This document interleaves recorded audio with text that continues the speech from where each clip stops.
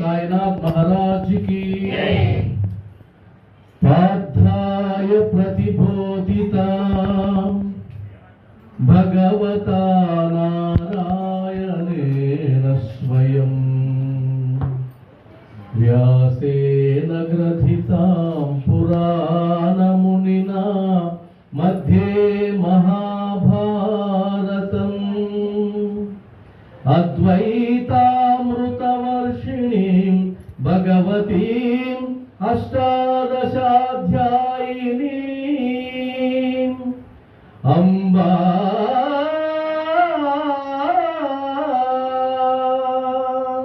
त्वामनुसन्दधामि भगवद्गीते भवद्वेषिणीम् भगवद्गीते भवद्वेषिणीम्। ओम श्री सच्चिदानंद समर्थ सद्गुरु साईनाथ महाराज की మా ఈ సత్సంగంలో దయచేసి ఎవరు మాట్లాడద్దు. ఏదైనా అవసరమైతే సైకిల్ మాత్రం చేసుకోండి. ఎందుకంటే ఒక గృహంలో పూజ జరిగినప్పుడు రెండు కారణాలు ఉంటాయి. ఏ గృహంలోనైనా బాబా పూజ, ఒకటి ఏదైనా ఒక సంకల్పం చేసి ఈ సంకల్పం ఇవ్వు బాబా అని పూజ జరిపిస్తారు. రెండవది సంకల్పాన్ని నెరవేర్చినందుకు కృతజ్ఞతతో పూజ జరిపిస్తారు. ఈ రెండే. మరి ఇక్కడ ఏదో నాకైతే తెలియదు కానీ సంకల్పంతో చేస్తున్నారా, సంకల్పం నెరవేరు చేస్తున్నారా, ఏదైతే మొత్తానికి బాబాని ఎందుకు పూజిస్తున్నామంటే ఆయన అనుగ్రహాన్ని సంపాదించడానికే కదా. మరి మనకు వేలాది సంవత్సరాల నుంచి ఎంతో మంది దేవతామూర్తులు ఉన్నారు. విష్ణుమూర్తి నుంచి ప్రారంభించి రాముడు, కృష్ణుడు ఎంతోమంది ఉన్నారు. మరి అంతమంది ఉన్నప్పుడు కేవలం 200 సంవత్సరాల చరిత్ర కూడా లేనటువంటి 200 సంవత్సరాల చరిత్ర కూడా లేదు. అలాంటి బాబా గురించి ఎందుకు ఇంతమంది పూజ చేస్తున్నారు, ఎందుకు ఇన్ని దేవాలయాలు కట్టారు, అసలు ఏంటి? అందులో మన ప్రాంతం కాదు, ఎక్కడో మహారాష్ట్ర, మన భాష వచ్చో లేదో కూడా తెలియదు. మనిషిగా భావిస్తే, పరమాత్ముడిగా భావిస్తే అన్ని భాషలు చదివారు. అది తెలుసుకోకుండా మనం బాబా పూజ చేసినా ఏది చేసినా ప్రయోజనం లేదు. కానీ మొట్టమొదటి తెలుసుకోవాల్సింది ఎందుకు ఆయన పటం పెట్టాం, ఆయన ముందు ఎందుకు వినాయకుడి పటం పెట్టాం అనేది. మీరు దేవాలయానికి వెళ్ళినట్లయితే దేవాలయంలో కూడా బాబా విగ్రహానికి కిందనే అన్ని విగ్రహాలు ఉంటాయి. అది చాలామంది ఆక్షేపిస్తారు కూడా. అదేంటి బాబా విగ్రహం ముందు అందరూ దేవతామూర్తుల విగ్రహాలు పెట్టారు, ఇది తప్పు కదా, దోషం కదా. ఈ మధ్య చాలామంది కూడా మాట్లాడిన సందర్భాలు ఉన్నాయి. కానీ మొట్టమొదట శ్లోకాన్ని ప్రారంభించేటప్పుడు గురు శ్లోకం మనం చెప్తాం. గురుర్ బ్రహ్మ గురుర్ విష్ణు గురుదేవో మహేశ్వర గురు సాక్షాత్ పరబ్రహ్మ తస్మై శ్రీ గురవే నమః. అయ్యా, గురువు అంటే ఎవరో కాదు, విష్ణుమూర్తి, గురు బ్రహ్మ, విష్ణు, మహేశ్వరుడు, ఈ ముగ్గురి యొక్క స్వరూపమే నువ్వు. కాబట్టి అందుకని నువ్వు పరబ్రహ్మ స్వరూపంగా భావిస్తున్నావని మనం మొక్కుతాం. కాబట్టి గురువు ముందు అందరూ తక్కువే. అందుకనే శ్రీరాముడు వశిష్ఠుడు కాడ ఆయన శుశ్రూష చేశాడు. విశ్వామిత్రుడు పిలిస్తే వెనకనే వెళ్ళిపోయినాడు. శ్రీకృష్ణుడు సాందీపుని దగ్గర శిష్యరికం చేసి ఆయన కోసం అడవికి కట్టులు తెచ్చి ఆయన యొక్క సేవ చేశాడు. కాబట్టి గురుస్థానం సామాన్యమైన స్థానం కాదు, అన్నిటికంటే పై స్థానమే. ఇక్కడ ఎందుకంటే బాబా అంటే బాబా మన కళ్ళ ముందు ఉన్నాడు కాబట్టి, మనకు తెలిసిన వాడు కాబట్టి తక్కువగా చూసేటువంటి భావం ఉంటుంది. దాన్ని మనం మానుకోవాలి. అదేవిధంగా గురువుకు సంబంధించి మనం మాట్లాడేటప్పుడు ఒక విషయాన్ని గుర్తుపెట్టుకోవాలి. మనకు ఒక సామెత ఉంది, అన్ని బాగుంటే దేవుడు గుర్తురాడు, అంతే కదా. అన్ని బాగుంటే దేవుడు గుర్తురాడు, ఏదో ఒక సమస్య వచ్చినప్పుడే దేవుడు గుర్తొస్తాడు అని అంటాం. కానీ సహజంగా అది అన్ని విషయాల్లో కరెక్ట్ కాదు. ఎందుకంటే అన్ని బాగున్న వాళ్ళు కూడా ఇంకా ఎక్కువగా దేవుడిని ప్రేమిస్తారు. ఎందుకంటే ఉన్నది పోతుందేమో. ఇదొక భయం. బ్రహ్మాండంగా ఆస్తి కలిసి వచ్చింది, బ్రహ్మాండంగా జరిగిపోతుంది, అప్పుడు ఎందుకు దేవుడి దగ్గరికి వస్తారు అంటే ఈ ఉన్నది ఏదైతే ఉందో ఇది ఎక్కడ పోతుందో అనే భయంతోనైనా దేవుడి దగ్గరికి వస్తారు. వాస్తవానికి దేవుడి దగ్గరకు వచ్చేది భయం. అందుకని మన పెద్దవాళ్ళు ఏమంటారంటే భయము భక్తి అని తెచ్చారు. కానీ బాబా దగ్గర ఉండవలసింది భయం కాదు. ఆయన దగ్గర కేవలం ప్రేమ, కేవలం ప్రేమ. ప్రేమించాలి. ఆయన చూసి భయపడకూడదు. మనం హారతి ఎలా తిప్పామే, ఇల్లు చుట్టూ తిప్పామే, ఆయన ఏమన్నా అనుకుంటాడేమో, ఇదేం లేదు. ప్రేమతో ఆయన నామస్మరణ చేయాలి. ప్రేమతో ఆయనకి ఏమి నివేదించదలుచుకున్నా నివేదించాలి. ఆయనకు శాస్త్రానికి విరుద్ధం కాదు, శాస్త్రానికి అతీతుడు బాబా. విరుద్ధం కాదు, శాస్త్రానికి అతీతుడు. ఎవరైనా తెలియనటువంటి భక్తులు ఏదో ఒక అపచారం చేశారనుకోండి, అమ్మమ్మ చాలా అపచారం అంటారు శాస్త్రోక్తంగా. ఆయన విషయంలో అదేం కాదు, ప్రేమ ఉంటే చాలు. కాబట్టి ఆ ప్రేమని కురిపించడానికి ఈరోజు మనం ఇక్కడ పూజ చేస్తున్నాం. ఆ ప్రేమ ఎందుకోసం? అయ్యా, నా ప్రేమను నువ్వు స్వీకరించి నా జీవితంలో ఉండవలసింది, నాకు కావాల్సింది ఏదో ప్రసాదించు. దాన్ని అనుగ్రహ సాధన అంట. అనుగ్రహ సాధన మీరు గమనించినట్లయితే మనిషి జీవితంలో ఏవైతే మనం అనుకుంటామో, ఏవైతే ఆశిస్తామో అవన్నీ జరుగుతాయా? జరిగే అవకాశం లేదు. మరి అందరి విషయాల్లో జరగవా? జరుగుతాయి. అందరి విషయాల్లో జరగవా అంటే అనేదానికి లేదు, జరుగుతాయి. మరి కొందరి విషయాల్లోనే ఎందుకు జరగవు? కొంతమంది ఒక వ్యాపారం పెట్టారనుకోండి, ఫెయిల్ అయిపోతారు. అదే వ్యాపారాన్ని ఇంకొకరు పెడితే సక్సెస్ అవుతారు. ఒక ఉద్యోగానికి ఒకటి ఎగ్జామ్ రాస్తే మొదటి అటెంప్ట్లోనే ఉద్యోగం వస్తుంది. అదే ఉద్యోగానికి ఎన్నిసార్లు రాసినా వాడికి ఉద్యోగం రాదు. అదేవిధంగా పెళ్ళైన తర్వాతనే 6 నెలలకో 10 సంవత్సరాలకో పిల్లలు పుడతారు. కొంతమంది వద్దనుకున్నా పుడతారు. కొంతమంది ఎంత కావాలనుకున్నా పుట్టరు. కావాలని అనుకుంటారు, పుట్టరు. కొంతమంది పుట్టిన వెంటనే చనిపోతూ ఉంటారు బిడ్డలు. 2, 3 చనిపోయిన తర్వాత ఎవరో అనుగ్రహం వల్ల మనం నిలబడతారు. అంటే అర్థం ఏంటంటే, మన జీవితంలో జరిగేటువంటి విషయాలన్నీ కూడా అందరికీ ఒక్కొక్కరికి ఒక్కొక్క రకంగా ఉన్నాయి, అందరికీ సమానంగా లేవు. ఇది దేనిని బట్టి ఆధారపడి ఉన్నాయి. అందువల్ల మనం ఏమంటామంటే అంతా పైవాడి రాత అనేస్తాం. అంతే కదా, అనేస్తాం. అంతా ఆయన ఇష్టం. కానీ కాదు, అది అబద్ధం. పైవాడి రాత కాదు.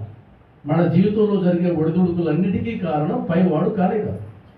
ఎందుకు కాదండి పైవాడు అంటే, అన్నిటికీ కారణం మనమే కారణం. దాని కర్మ సిద్ధాంతం భగవద్గీత మనకు ప్రసాదించింది.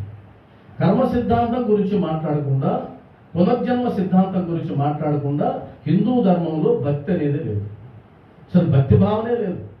భక్తి భావన అంటే కర్మ సిద్ధాంతాన్ని నమ్మాలి, పునర్జన్మ సిద్ధాంతాన్ని నమ్మాలి. అంటే మనం ఎక్కడి నుంచో ప్రారంభించాం, ఈ జన్మను ఎప్పుడు ప్రారంభించామో తెలియదు, ఎన్ని జన్మలు ఎత్తామో తెలియదు, ఏ రకాల ఉపాధుల్లో ఉన్నామో తెలియదు, అంతకుముందు కుక్కగా, నక్కగా, పిల్లిగా, దోమగా పుట్టామో లేదో తెలియదు. మొత్తానికి ఇప్పుడైతే ఒకటి తెలుసు, గత జన్మల్లో ఏం చేసినా ఇప్పుడు మాత్రం మనిషిగా పుట్టాము. ఈ మనిషిగా పుట్టిన తర్వాత మనతో పాటు ఉన్న మనుషులందరికీ మనకు ఏదో తేడా ఉంటుంది. మన జీవితాల్లో ఏదో తేడా జరుగుతుంది. కొన్ని కష్టాలు మనకి ఎక్కువ వస్తాయి. కొంతమంది పట్టిందల్లా బంగారమే, ఇప్పుడు ఏదో పెడితే అది బంగారం. ఇప్పుడు ఉదాహరణ, ఈరోజు ఎంతమంది అయితే జన్మించారో భారతదేశంలో, మన దేశం వరకు ఎత్తుకుంటే కనుక ఈరోజు హాస్పిటల్లో పుట్టుంటారు కదా, ఇళ్లలో ప్రసవించుంటారు కదా, ఎంతమంది అయితే పుట్టుంటారో ఈ రోజు పుట్టిన వాళ్ళని మీరు గమనిస్తే కూడా ఈ రోజు ఒక భిక్షగత్తికి పుట్టుంటాడు. ఒకడు ఆమె రోడ్డు మీద అడుక్కుంటూ ఉంటుంది, ఆమె పుట్టాడు. ఒకడు కోటీశ్వరుడికి పుట్టాడు, ఒకడు శాస్త్రం తెలిసినటువంటి బ్రాహ్మణ ఇంట్లో పుట్టాడు, ఇంకొకరు ఇంట్లో పుట్టాడు. అంటే ఈ రోజు పుట్టిన పిల్లల గురించి ఆలోచిస్తే కూడా వాళ్ళు ఏ తల్లికైతే జన్మించారో దానిని బట్టి వాడి భవిష్యత్తు ఉంటుంది. అంటే అర్థం ఏంటి? మన పుట్టుక నిర్ణయిస్తుంది చాలా విషయాలు.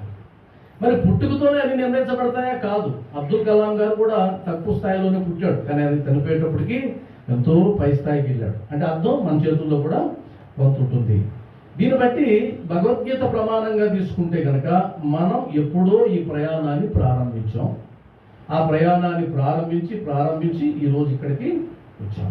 దీన్ని మనం నమ్మాలి. మొట్టమొదట దేహినోస్మిన్ యథా దేహే కౌమారం యవ్వనం జరా తథా దేహాంతర ప్రాప్తి ధీరస్తత్ర నముహ్యతి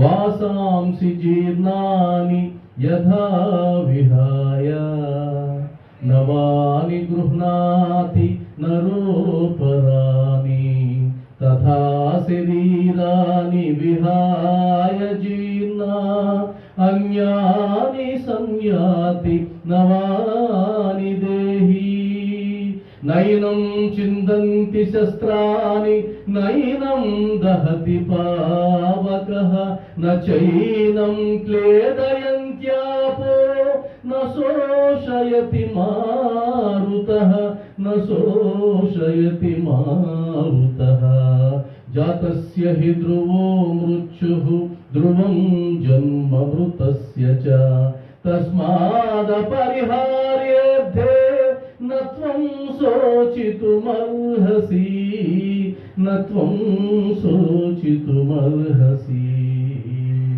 ఈ శ్లోకాల అర్థం మనకు తెలుసు. పుట్టినవాడు గిట్టక తప్పదు, గిట్టినవాడు మరలా పుట్టక తప్పదు. అనివార్యమగు ఈ విషయం వైపు శోకించతగ్గదని గీతాచార్యుడు చెప్పాడు. కాబట్టి పుట్టేశాం ఒకటైతే. తర్వాత ఇంకొక మాట అన్నాడు, కర్మణ్యేవాధికారస్తే మా ఫలేషు కదాచన మా కర్మ ఫలహేతుర్భూ మా తే సంగోస్వకర్మణి అన్నాడు.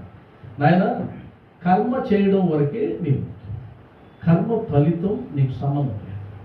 అది ఏ జన్మకు వర్తిస్తుంది? ఈ జన్మకే కాదు, ఇంతకుముందు జన్మలకు కూడా వర్తిస్తుంది. ఇంతకుముందు జన్మల్లో అనేక కర్మలు మనం చేశాం, ఇప్పుడు చేస్తున్నాం కదా, అదేవిధంగా చేశాం. ఆ చేసిన దానికి ఫలితం ఏదైతే ఉందో అది నీ చేతిలో లేదు. పని చేయడం వరకు నీ చేతిలో ఉంది. ఉదాహరణకి దారిని పోయేటువంటి ఒక భిక్షగాడు ఉన్నాడు. ఆ భిక్షగాడిని చూసావు, ఆ భిక్షగాడిని చూసి అయ్యో అనిపించింది. అయ్యో అనిపించిన తర్వాత నీ జోబులో ఉండే రూపాయో 10 రూపాయలు ఇచ్చావు. ఇది ఒక కర్మ. ఆ కర్మకి ఫలితం అప్పటికప్పుడే రాదు, కానీ కౌంట్ అవుతుంది. అది ఏ కర్మ కిందకు వస్తుంది? పుణ్యం తాలూకు వస్తుంది. అదేవిధంగా ఉద్దేశపూర్వకంగా, నేను మళ్ళా చెప్తున్నా ఆ పదాన్ని, ఉద్దేశపూర్వకంగా ఒక జీవికి హింస చేసి తెలియకుండా చేసేది కాదు. ఉదాహరణకి మనం ఇప్పుడు చెప్పులు వేసుకొని నడుస్తాము, మన కాళ్ళ కింద ఎన్నో చీరలు దోమలు పడిపోతాయి, అవి ఫోన్ ఆపడం, అవి మనకి సంబంధం లేదు. ఎందుకని? అది ఉద్దేశపూర్వకంగా చేయలేదు కాబట్టి అది కౌంట్లోకి రాదు. కౌంట్లోకి వచ్చినా అంత ప్రభావితం కాదు. అలా కాకుండా ఉద్దేశపూర్వకంగా ఒకరికి హాని చేశాం, అది కౌంట్లో వస్తుంది. దాని తాలూకు ఏమొస్తుంది? పాపం. అంతే కదా. అంటే ఒకరికి మేలు చేసినా, లేదు మానసికంగా చేసినా కూడా, కర్మ అంటే కేవలం శారీరకంగా చేసేది కాదు, మానసికంగా చేసేది కూడా కర్మే. ఉదాహరణకి ఎవరైనా వచ్చి నీ దగ్గర ఒక సమస్య చెప్పారు అనుకుందాం. ఆ సమస్య చెప్పినప్పుడు వారికి చేసే సహాయం నీ దగ్గర లేదు, అయితే నువ్వు బాధపడ్డావు. అయ్యో పాపం ఏం చేయలేకపోయినానే భగవంతుడా, వీరు కాస్త ఆ గండం గట్టెక్కడి చూడాయినా అన్నావు. అది మానసికమే, కానీ నీకు కౌంట్ అవుతుంది. అంటే ఒకరికి మంచి చేసినా, మంచి జరగాలని భావించినా అది పుణ్యం తాలూకు వస్తుంది. ఒకరికి కీడు చేసినా, కీడు జరగాలని భావించిన, నాశనం అయిపోవాలండి వాళ్ళు, ఎందుకు ఎదుగుతా ఉన్నారు వాళ్ళు దుర్మార్గులు అని నువ్వు ఎదుగుతూ ఉంటే కొంతమంది చూస్తావు. అదే దిష్టి అంటాం కదా మనం, కను దిష్టి అంటాం. వారి మనసులో మీరు ఎదుగుతూ ఉంటే కదా తట్టుకోలేము, అది కూడా పాపం. కాబట్టి ఈ పాపాలన్నీ కలిసి ఒక బ్యాంక్ ఏర్పడింది, దాన్ని మనం సంచిత కర్మలు అంటాం. ఆ సంచిత కర్మల బ్యాంక్ అనేది ప్రతి ఒక్కరి భుజాన వేలాడుతూ ఉంటుంది, కనిపించదు. ఇప్పుడు నా వెనక ఒక సంచి ఉంటుంది, సంచిత కర్మ. సంచిత అంటే నేను కూడగట్టుకున్నటువంటి కర్మలు. అందులో 2 అరలు ఉంటాయి, పుణ్యాలు ఉంటాయి, పాపాలు ఉంటాయి. ఇప్పుడు ఈ జన్మెత్తేసిన తర్వాత నాతో పాటు నా దేహంలో ఉండేటువంటి జీవుడు దాన్ని కూడా మోసుకొచ్చాడు.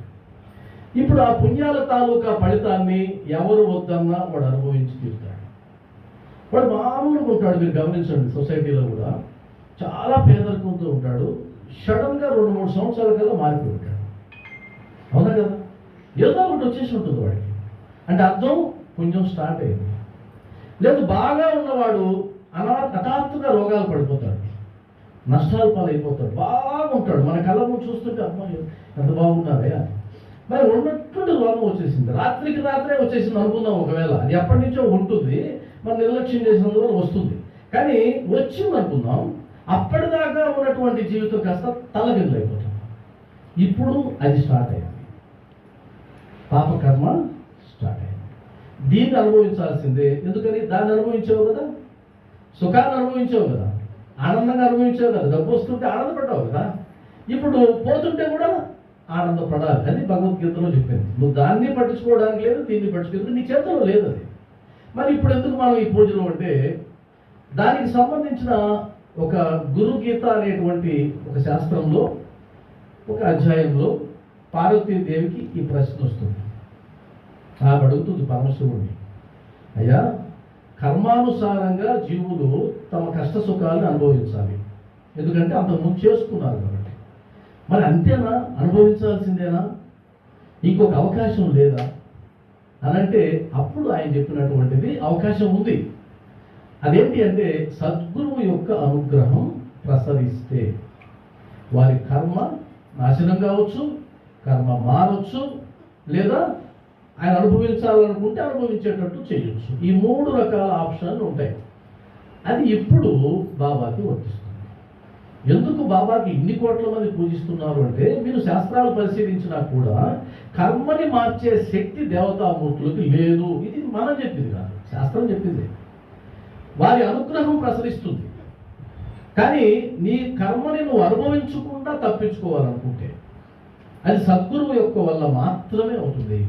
మరి సద్గురువులు చాలా మంది ఉన్నారు కదండి మనకు. మీరు కావాలంటే మనతో పాటు చాలా మంది సద్గురువులు ఉన్నారు. అంటే మనకు తెలిసి రామకృష్ణ పరమహంస, అరుణాచలంలో ఒక సద్గురువు ఉన్నారు రమణ మహర్షి, అదేవిధంగా యోగులు చాలా మంది ఉన్నారు, అంతే కదా.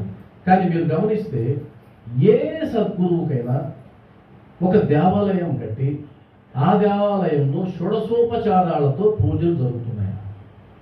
మీరు ఏ గురువుకైనా తీసుకోండి, లేవు.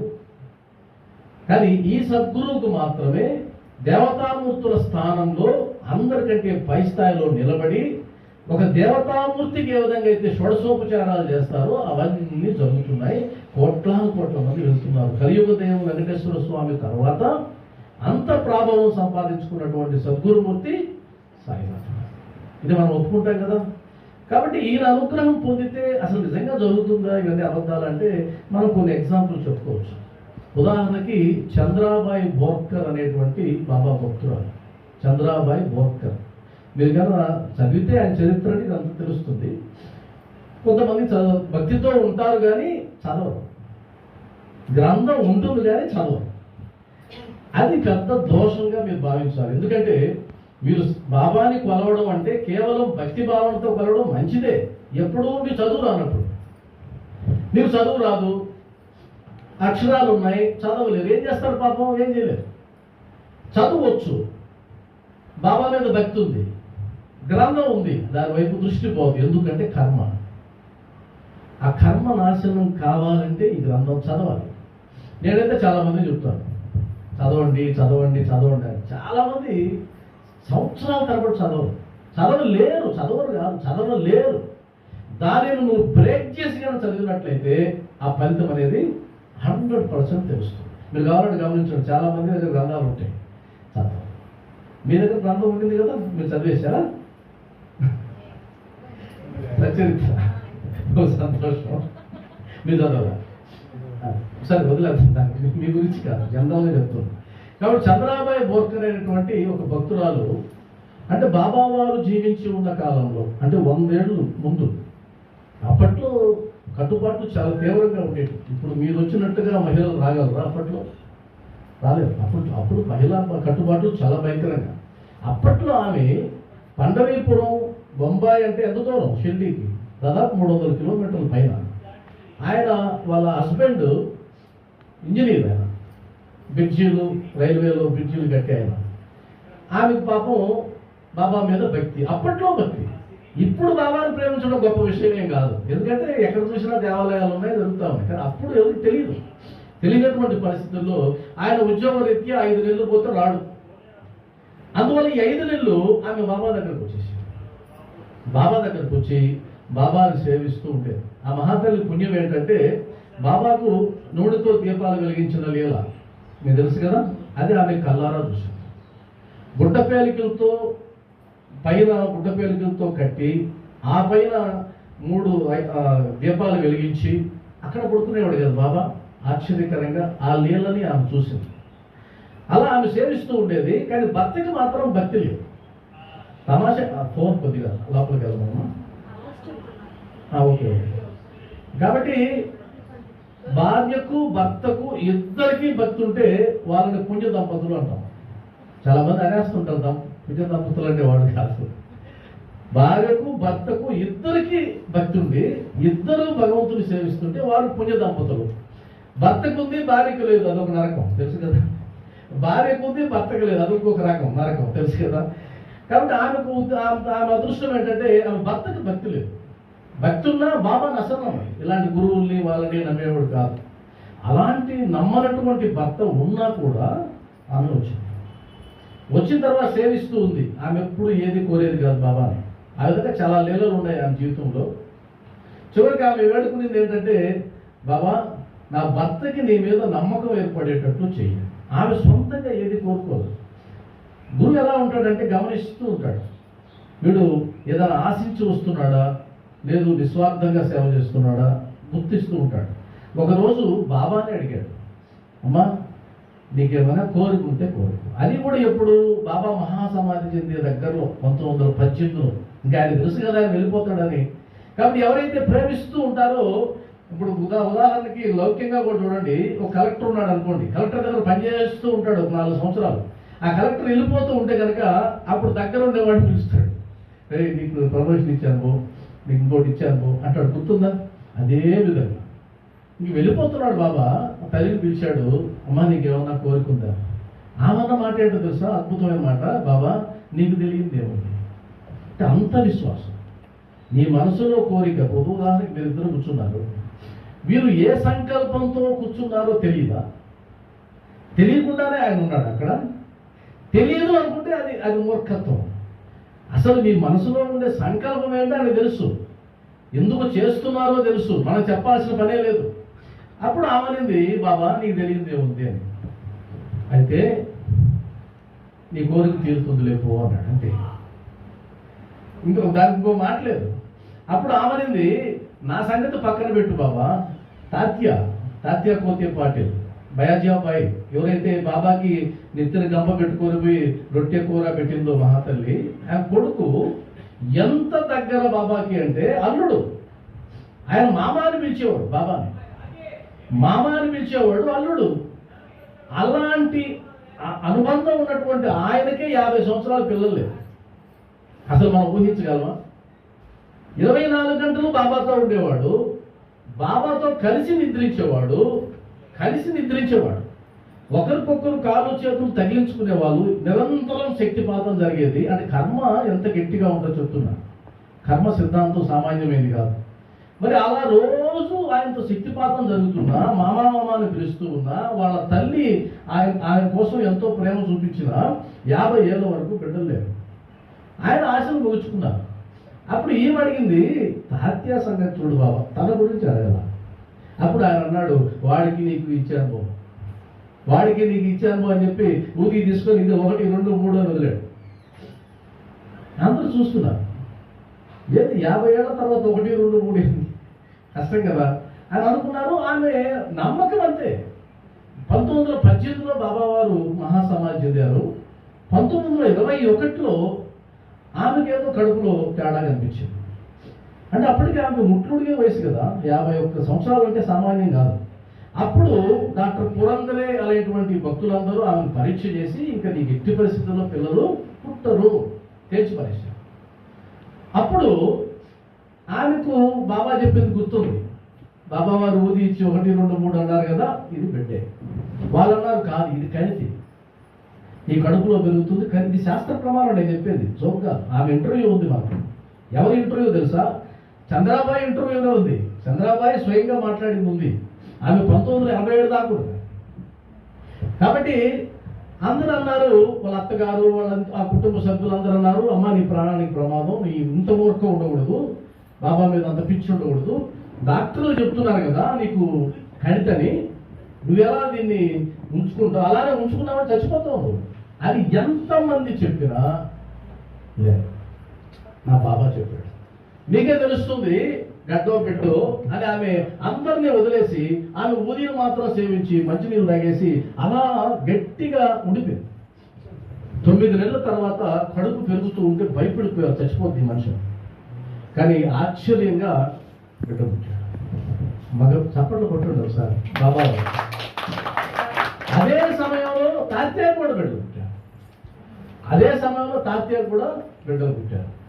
అప్పుడు నమ్మింది. ఆ జీవితంలో అది 1 కాదు 2 కాదు. చంద్రాబాయి జీవితం చదవండి, ఆశ్చర్యపోతారు. ఆ ఆశ్చర్యం ఎలా ఉంటుందంటే, అలా ఇలా ఉంటుందా బాబా నమ్మితే అంట.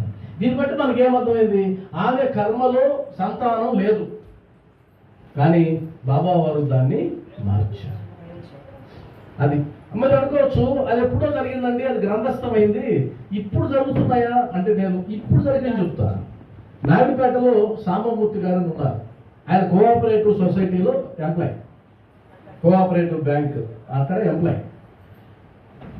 అప్పుడు ఆయన కూడా 50 ఏళ్ళు దాటిన పిల్లలు లేరు నాయుడుపేట. ఈ మధ్యన ఆయన చనిపోయినాడు. ఆ తర్వాత ఏం చేస్తారు, మద్రాసు చూపినాడు, అన్ని టెస్టులు చేసినారు. ఆమెను ఆయన టెస్ట్ చేసి ఇద్దరికి ఆ యోగ్యం లేదని చెప్పేశారు. ఆయనకు మీరు నమ్మరు, బాబా అంటే ఎంత పిచ్చి అంటే అసలు మేము సరిపోం. అసలు ఇప్పుడు మేము ఎవరైతే సత్సంగాలు చెప్పి భజన చేసేవాళ్ళు అనుకుంటామో ఇస్తారో, మేము 1% కూడా చెప్పాం. ఆయనకు ఉన్న విశ్వాసం ఉంది. ఆ తర్వాత అద్భుతంగా ఒక అమ్మాయిని ఇచ్చాడు బాబా. అది ఎలా ఇచ్చాడు అసలు తెలియదు. ఆయన అసలు మైమర్చిపోతాడు. ఇప్పుడు ఆయన మనం చెప్పామనుకోండి, ఏమంటే మీ పిల్లలు పుట్టున్నారంట కదా, ఏడ్ చేస్తాడు పెద్దగా. ఏడ్ చేసి అన్నారు మహానుభావుడు. ఆ జీవితకాలం సేవ చేసుకుంటూ బతికేశాడు. ఆయన ఎంత స్థాయికి వెళ్ళాడంటే, ఆయనకి మోకాలు నొప్పి అనుకోండి, ఒక గుడికి వెళ్ళి బాబా శిలని మోకాలు ఒత్తాడు. ఆయన ఆ మోకాలు ఒత్తాడు బాబా శిలకి. ఆ కాళ్ళంతా పాదసేవ చేస్తూ ఉంటాడు. రాతి విగ్రహానికి, పాదరాతి విగ్రహానికి తగ్గిపోతుంది. అంత బాధపడ్డాడు, అంత ఆనందం. ఆ తర్వాత కూడా బాబా అంత ఈజీగా వదిలిపెట్టాలి ఆయన్ని. ఆయనకి చాలా చేశాడు. ఎందుకంటే నల్లగా ఉంటుంది కూతురు, అల్లుడు ఇచ్చాడు, తెల్లగా ఉంటాడు. మేమందరం వెళ్ళి బాబా సేవ చేసేవా, నువ్వు మంచి అల్లుడు వచ్చాడు అన్నాం. ఆ తర్వాత అల్లుడు తీసుకెళ్ళాడు బాబా. అప్పుడు కూడా బాధపడ్డా, అప్పుడు కూడా బాబా ప్రసాదం. అది సామాన్యం కాదు. అంటే కర్మ సిద్ధాంతాన్ని మనం నమ్మినట్లయితే నీ యోగంలో సంతానం లేదు, ఇచ్చేవాడు ఆయన. అయితే ఎలా ఇస్తాడో చెప్తాను దాని గురించి. నీ యోగంలో నష్టాలు ఉన్నాయి, లాభాలు తెచ్చిచ్చేవాడు ఆయన. నీ యోగంలో అనారోగ్యం ఉంది. డాక్టర్ పిల్లయ్య గురించి మీరు వింటే, డాక్టర్ పిల్లయ్య అనే నారు కురుపుతో బాధపడుతూ ఉంటాడు. విపరీతమైన బాధ, భరించలేని బాధ. ఆ భరిస్తూ ఉంటే ఇంకొక భక్తుడితో చెప్పు పంపిస్తాడు, అయ్యా బాబా చెప్పండి, ఈ బాధ నేను భరించలేను. కాబట్టి ఈ కర్మ ఏదైతే ఉందో, కర్మ ఫలితంగానే కదా రోగం వస్తుంది, తెలుసు వాళ్ళకి. కాబట్టి బాబాకి చెప్పి ఇది ఒక 10 జన్మలకి వాయిదా వేయమనండి, నేను భరిస్తాను. ఇప్పుడు నేను భరించలేను అంటే, అన్ని జన్మలు వాడికి ఎందుకురా, తీసుకురండి, 10 రోజుల్లో తీసి పారేస్తాడని తీసుకొచ్చి అక్కడ చేసిన లీల మీరు చదివితే తెలుస్తుంది. అంటే అర్థం ఏంటి, రోగాన్ని కూడా తగ్గించాడు. శ్యామ అనే అతనికి పాము గరిస్తే మీరు వినే ఉంటారు. పాము గరిస్తే అందరూ వైద్యుడి కాడికి తీసుకెళ్ళమంటే, కాదు కాదు బాబా దగ్గర తీసుకెళ్ళమంటే, అప్పుడు నోటి మాటతోనే ఆ విషాన్ని తగ్గిస్తాడు. మీరు అలా తీసుకుంటే సచ్చరిత్రలో ఉండే ఒక్కొక్క భక్తుడు, ఒక్కొక్క భక్తురాలు నిరూపించుకున్నారు, బాబాను నమ్మిన వాళ్ళకి ఖచ్చితంగా జరుగుతుంది. సరే, అంత దూరం పోవాల్సిన పనిలే, నేను ఇక్కడే మీ ముందే ఉన్నా, మీ ముందే కూర్చొని ఉన్నా, తెలుసు మీ పైనే కదా నేను ఉండేది. నా కారు యాక్సిడెంట్ అయింది, మీకు తెలుసో లేదో నాకు తెలియదు. కారు యాక్సిడెంట్ అయింది. ఆ ఫోటో చూస్తే ఎవరైనా సరే ఎవరో ఒకరు పోయి ఉంటారు అనుకుంటా. నేను ఒక్కడనే పోతూ నిద్రపోయాను. నిద్రపోతే కారు ఢీ కొట్టింది. ఆ కారుకి ఎంత డ్యామేజ్ అయిందంటే, 8 లక్షల కారుకి 5 లక్షల ఇన్సూరెన్స్ ఇచ్చారు. అంటే మొత్తం ఇంజిన్తో కూడా లేచిపోయింది. మరి అసలు వెంట్రుక వాసి కూడా నాకు గీక్కోలేదు. పరిగెత్తుకుంటూ వచ్చి చచ్చిపోతుంటాడు డ్రైవర్ అనుకున్నాను. నేను మామూలుగా లేచి వచ్చా. మరి ఇది బాబా దయ కదా, ఇంకా అంతమించే ఉన్నా కావాలి మనకు. కాబట్టి నమ్మితే సేవ చేస్తే ఏం జరుగుతుంది అనేది మీకు పైన ఒకసారి మేము అందరూ నిద్రపోతూ ఉంటే గ్యాస్ లీక్ అయిపోయింది. మా ఇల్లు మొత్తం గ్యాసే. ఉదయాన్నే 4 గంటలు లేచి చూస్తే వాసన వస్తూ ఉంది. మామూలుగా అయితే ఏం చేస్తాం, ఏదో లైట్ వేసేస్తారు పిల్లలు, ఎవరో లైట్ వేస్తే పేలిపోతుంది ఇల్లు. లేచారు, సమయానికి బాబా కరెంటు తీసేశారు. కరెంటు తీసేసారు. అరగంట కరెంటు కోత. మరలా మేము వచ్చి కిటికీలన్నీ తీసుకుని అంతా చేసుకున్నా కరెంట్ లేదు. తర్వాత నేను ఫోన్ చేసి సబ్స్టేషన్కి, ఏమంటే మీరు ఆపారంటే ఆపలేదే. మరి కరెంటు పోయిందా సార్? తెలియదు సార్. మరి ఇంట్లో బాబా ఉంటే, ఆయన మీద విశ్వాసం ఉంటే ఆయన చేయలేనిది ఏముంది? అలాగని చెప్పి దేవతామూర్తులు తక్కువ కాదు. వారి స్థానం వారిదే, వారికి ఇవ్వాల్సింది వాళ్ళకి ఇవ్వాల్సిందే. కానీ ఇక్కడ కర్మ గురించి మాట్లాడుతున్నాం. కర్మకు సంబంధించి అంటే అర్థం ఏంటి? నా జీవితంలో కష్టాలు ఎదురవుతున్నాయి, సద్గురు పాదాలు పట్టుకో. లేదు, వ్యాపారంలో నష్టాలు వస్తున్నాయి, సద్గురు పాదాలు పట్టుకో. అలా సద్గురు పాదాలు పట్టుకోవాలన్నా కూడా భగవంతుడి యొక్క అనుగ్రహం ఉండాలి. ఇప్పుడు వెంకటేశ్వర స్వామి మీరు నమ్ముతారనుకోండి, ఆయన అనుగ్రహం లేకుండా ఈయన దొరకడు. అసలు ఈయన దొరికాడంటే ఆయన అనుగ్రహం ఉంది. మరి పట్టుకోరా బాబా అన్నాడు, పట్టుకో. చాలా మంది ఏమనుకుంటారంటే బాబాను పట్టుకుంటే సరిపోతుంది, ఆయన అవసరం లేదు. తప్పు. ఆయన లేకపోతే ఏం లేదు. ఎందుకంటే పరబ్రహ్మ స్వరూపం అంతా ఒకే నెట్వర్క్లో ఉంటారు. అందువల్ల మెహర్ బాబా అనే మహాశయుడు అంటాడు, ఈ ఆధ్యాత్మిక ప్రపంచాన్ని ఏలడానికి 72 మంది మహనీయులు ఉన్నారు. వారందరిలో 5 సామ్రాట్లు ఉన్నారు. ఆ సామ్రాట్లో మహాసామ్రాట్ షిరిడి సాయినాథుడు అని చెప్పాడు. కాబట్టి ఈరోజు మనం చేసింది అది. అయితే ఎలా పోగొట్టుకోవాలండి ఈ కర్మని? అది కదా మనకు కావాల్సింది. దానికి శాస్త్రం ఏం చెప్పిందంటే, తను మన ధనములు నీకు అర్పించిన శరణాగతుడను, నీ పాదార విందములను బ్రోచే దాసుడను, నీవే సర్వమని సేవించే సేవకుడను, కరుణ నీకు ఏలరాదు బాబా, షిరిడి బాబా.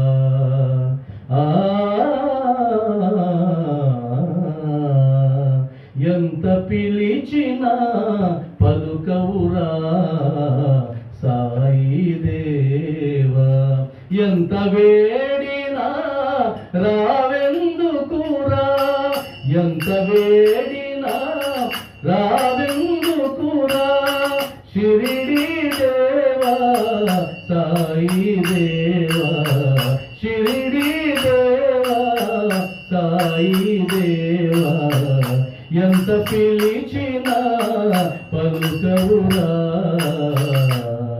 సాయి దేవా. ఆ ఆర్తి తన్నుకుని వస్తే పరిగెత్తుకుంటూ వస్తాడు ఎవరైనా సరే. ఆ ఆర్తి రావాలంటే తనువు, మనము, ధనం ఈ 3 సమర్పించాలని శాస్త్రం చెప్తుంది. బాబావారు చెప్పలేదు. బాబావారు చెప్పింది 2 పైసలు, 2 రూపాయలు. శ్రద్ధ, సహనం. శ్రద్ధతో ఉండు అంటే విశ్వాసంతో ఉండు, బాబా నన్ను కడతెరుస్తాడు, విశ్వాసం. 2 సహనం అంటే ఆ కర్మ రాశిని తగ్గించేంత వరకు నువ్వు వెయిట్ చేయాల్సిందే, తప్పదు. ఉదాహరణ, మా స్కూల్లో ఒక టీచర్ ఉన్నాడు, ఎంతో ప్రయత్నం చేశారు, పిల్లలు లేరు. అప్పుడు ఒక సంకల్పం బాబావారు ఇచ్చారు, పిల్లలు తీసుకొని సాగుకో, దత్తత. వద్దు వద్దు వద్దు, నా బిడ్డలే కావాలన్నాడు. చివరికి ఒక రోజు వచ్చింది వాళ్ళకి, ఒక బిడ్డను తీసుకొచ్చి సాక్కున్నారు. సాక్కున్న తర్వాత మళ్ళీ బిడ్డలు ఇచ్చాడు బాబా, అది వేరే విషయం. ఏదో ఒక రూపంలో ఆయన తీర్చడానికి ప్రయత్నం చేస్తాడు. మరి తనువుని ఎలా ఇస్తాం మనం అంటే సేవ చేయడం ద్వారా. ఈరోజు చేసింది ఏంటి? వీళ్ళు ఇక్కడ తనువు సేవ ఇచ్చారు, మనసు లగ్నం చేయడానికి నేను అది పెట్టాను. ఆ పని ఎందుకు అక్కడ ఆ పని పెట్టాను అంటే, ఆ ఊదిని నామస్మరణ చేయడం ద్వారా మనసు లగ్నమైంది. 10% 20% అయినా లగ్నం అయి ఉంటుంది ఖచ్చితంగా. ధనము ఖర్చు పెట్టారు. ఇక్కడ ఏది ఫ్రీగా రాదు కదా, ప్రతిదీ డబ్బు పెట్టాల్సిందే. కాబట్టి పూజ ఈజ్ ఈక్వల్ టు తనువు, మనసు, ధనం, ఇవి పెట్టాలి. ఇంకొక విషయం ఏంటంటే, ఇవి పెడితే సరిపోతుందా అండి? అంతే కాదు. కొన్ని మనల్ని మనం సంస్కరించుకోవాలి. ఎందుకంటే ప్రతి ఇంట్లో నెగటివ్ ఎనర్జీ అనేది ఉంటుంది, ఉండి తీరుతుంది, తిరిగేది ఉండకుండా ఉండే అవకాశం లేదు. ఎందుకంటే సగం టీవీలోంచి నెగటివ్ ఎనర్జీ వస్తుంది. టీవీ ఏదైతే ఉందో ఆ టీవీలోంచి నెగటివ్ ఎనర్జీ వస్తుంది. ఎలా వస్తుంది అంటే, అక్కడ ఏడుపు వినిపించింది అనుకోండి, ఆ ఏడుపు మీ ఇల్లంతా వ్యాపిస్తుంది. అక్కడ టీవీలో ఏడ్చారా, ఇంకోటి ఏడ్చారా అనవసరం, ఆ ఏడుపు వ్యాపిస్తుంది, కోపం వ్యాపిస్తుంది. ఈర్ష్య వ్యాపిస్తుంది, ద్వేషం వ్యాపిస్తుంది. అది నటనే కావచ్చు, కానీ ఆ వాయిస్ చూస్తుంది. సైన్స్ ఏం చెప్తుందంటే రాముడు మాట్లాడిన మాటలు, సీతమ్మ వారు మాట్లాడిన మాటలు, రావణాసురుడు మాట్లాడిన మాటలు కూడా ఇప్పటికీ ప్రకృతిలో ఉంటాయని చెప్పి తేల్చారు. అవి ఎక్కడికి వృధా కాదు. కాబట్టి ఏ ఇంట్లో అయితే ప్రశాంతత ఉండదో ఆ ఇంట్లో కర్మనాశనం కాదు. 100% ఇంట్లో పిల్లలు ఏదైనా తప్పు చేయడానికి ఇష్టపడతారు, సిద్ధపడతారు. మా అమ్మ ఉంది, మా నాన్న ఉంది అనుకుంటారు, అనుకోరా? అలా అమ్మ నాన్న ఉన్నప్పుడు ఖచ్చితంగా మనం తప్పు చేయడానికి భయపడతాం. మరి బాబా ఉన్నాడు అనుకుందాం, మన తండ్రి. మరి ఆయన ఉన్నాడు అంటే ఆయన పటం ఉన్నా ఆయన ఉన్నట్టే కదా. మరి ఆయన ఉన్నప్పుడు మనం తప్పు చేయడానికి ఎందుకు భయపడాలా వద్దా? భయపడాలి. కాబట్టి ఎప్పుడైతే బాబా ఉన్నాడు అనేటువంటి ఎరుక మనకు ఉంటుందో అప్పుడు ఆయన ఎదురుగ్గా కూర్చుంటే మనం ఎలా ఉంటామో అలానే ఉండాలి. నిత్యం చిరునవ్వులు చిందించే గృహం ఏదైతే ఉండదు సహజంగా ఉంటే, అలాంటి గృహంలో ఎప్పుడు లక్ష్మీదేవి సకల దేవతలు తాండవిస్తూ ఉంటారు. అందువల్లే భగవంతుడు ప్రకృతిలో 84 లక్షల జీవరాశులు ఉంటే ఒక్కదానికి మాత్రమే చిరునవ్వులు నవ్వే అవకాశం ఇచ్చాడు. నవ్వగలిగే భాగ్యం మనకు మాత్రమే సొంతం, ఎవరికి లేదు. ఎందుకంటే అవన్నీ కూడా వాటికేం కర్మ ఏమి ఉండదు పాపం. ఉదాహరణకి మీరు ఒక ఆవు తీసుకోండి, ఆవు పుట్టుకతో ఎలా ఉందో ఇప్పుడు కూడా అలానే ఉంది, అంతేనా కదా? ఇప్పుడు ఇన్ని లక్షల సంవత్సరాలు అయిపోయిన ఆవే ఉన్న బిర్యానీ తింటుందా? పిజ్జాలు ఏమన్నా తింటుందా? లేదు. కాబట్టి ప్రకృతి ఏ విధంగా అయితే జీవించమని ఆ జంతువులకు చెప్పింది అలానే జీవిస్తున్నాయి. కానీ మనిషి మాత్రమే మారిపోతూ ఉన్నాడు. మనిషికి మాత్రమే ఈర్ష్య ద్వేషాలు ఉంటాయి. అందువల్ల నవ్వు వదలకుండా ఉండాలి. అప్పుడు బాబాని స్మరిస్తూ ఉండాలి. ఇంకా నేనేం చెప్తానంటే చదువు ఎలా అంటే ఈరోజు అసలు చదివే టైం లేదు, పుస్తకం అలా పెట్టుకొని నమస్కారం పెట్టి క్షమాపణ చెప్పి ఈరోజు చదవలేకపోతున్నానయ్యా, రేపు చదువుతాను అంటే అర్థం ఏంటి? మీ నియమం గుర్తొచ్చింది, అవకాశం లేదు. ఊరు వెళ్తున్నారు, సంచిలో పెట్టుకోండి. సచ్చరిత్రని కాదు, మీరు బాబాని నమ్మితే సచ్చరిత్ర, లేదు ఇంకేదన్నా గ్రంథం, ఏదైనా సరే ఒక ఆధ్యాత్మిక గ్రంథం ఎందుకంటే అది ఒక జ్ఞానం వస్తూ ఉంటుంది. పూజ ఎందుకంటే భక్తి పూజ, చదవడం జ్ఞానం. కర్మ ఎందుకు చేస్తున్నాం? మంచి పనులు అంటే కర్మలు చేయాల్సిందే. కాబట్టి వీటన్నిటినీ సమీకృతంగా చేసుకున్నట్లయితే మన జీవితంలో ఉండేటువంటి ఏ దోషాలైనా పోతాయి, 100% పోతాయి. దానికి సంబంధించి మనం ప్రక్రియ కూడా ఇప్పుడు చేస్తున్నాం. ఇక్కడ మనం చేయాల్సింది ఏంటంటే, ఇప్పుడు అభిషేకం చేస్తారు. ఈ అభిషేకం చేసేటప్పుడు రెడీ చేసుకున్నాం. అభిషేకం చేసేటప్పుడు భజన జరుగుతూ ఉంటుంది, నామం జరుగుతూ ఉంటుంది. అభిషేకాన్ని చూస్తూ ఉండండి, అదే చేస్తూ ఉండండి. తర్వాత చివరిలో మనం హారతి, మధ్యాహ్న హారతి, లాస్ట్లో మంగళం. సారీ, లాస్ట్లో మంగళం, మధ్యాహ్న హారతి. దాని పెట్టలే మీరు షిరిడి నుంచి కూడా వచ్చింది ప్రసాదం. ఊది ఉందా పై? అది షిరిడి ఊది. ఈయన ప్రతి నెల షిరిడీకి వెళ్తాడు కాబట్టి ప్రతి నెల వస్తుంది. మీరు అనుకుంటాం కదా కష్టం అని, ప్రతి నెల షిరిడీకి పోవడం కష్టమా సులభమా? ప్రతి నెల. అది ఎప్పటి నుంచి పోతున్నాడు తెలుసా? 12 సంవత్సరాల నుంచి. 12 ఏళ్ళ నుంచి. అది కూడా కరోనాలో ట్రైన్ మొత్తం ఇది ఒక్కడే ఉన్నాడు. షిరిడీలో కూడా ఇంకెవరు లేదు. మరి సామాన్యమైన విషయమా? కాబట్టి ఆయన నుంచే మీకు ప్రసాదం కూడా బాబా వారు పంపించారు. కాబట్టి రంగసాయి గారు మీకు పరిచయం ఉన్నారో లేదో, రంగసాయి గారు మన నెల్లూరు జిల్లాలో కాదు, తెలుగు రాష్ట్రాల్లో అద్భుతమైనటువంటి సాయి భక్తులు. చాలా మంది భజన చేస్తారు. భజన మాత్రం కాదు, ఈయన భక్తుడు పైగా రచయిత. ఆయన కొన్ని 100 పాటలు అలవోకగా రాస్తాడు. అంటే బాబా మన దగ్గర పనిచేయిస్తాడా అంటే ఆయనే కారణం, ఆయన గుర్తు మాకు. ఎందుకంటే అవునా,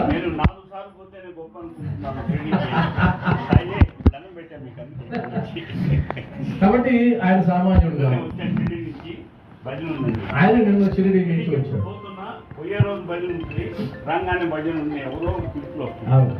తర్వాత పక్కన నరసింహ గారు, ఆయన